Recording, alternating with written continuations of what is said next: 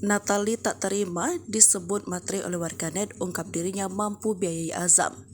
Natalie merasa tak terima setelah disebut matre oleh warganet ungkap dirinya mampu biayai Azam. Ia kini memutuskan bercerai dengan komedian Sule setelah 2 tahun menikah. Setelah bercerai dengan Natalie, Sule memberikan nafkah sebesar 25 juta per bulan. Namun warganet menilai ia masih merasa kekurangan dengan adanya uang 25 juta tersebut. Warganet pun banyak yang menilai Natalie adalah wanita yang materialistik atau matre.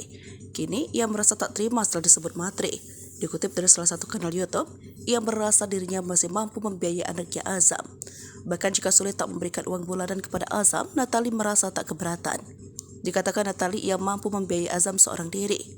Sebenarnya, Natalie tak ingin ambil pusing apabila Sule tak memberikan uang bulanan. Hanya saja, ia ingin Sule selalu ada untuk Azam. Selama ini warganet banyak yang menilai Natalie hanya mementingkan harta. Ia mengungkapkan dirinya tak membutuhkan harta dan mantan suaminya itu. Ia meyakini sang pencipta akan memberikan rezeki kepadanya berkali-kali lipat. Bahkan, ia menyinggung soal mobil yang diberikan Sule. Natalie menyebut rezeki akan mengalir dengan sendirinya karena ada sosok Azam.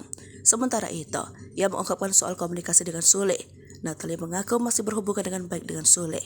Bahkan ditransfer uang bulanan oleh Sule. Natalie selalu memberikan ucapan terima kasih. Namun, ia juga mengaku bahwa ada kalanya dirinya tak membalas pesan siapapun. Lantaran Natalie tengah mengurus Azam sendirian. Apalagi saat beberapa waktu lalu Azam sempat dirawat di rumah sakit. Natalie mengaku tak membalas pesan dari rekan-rekannya.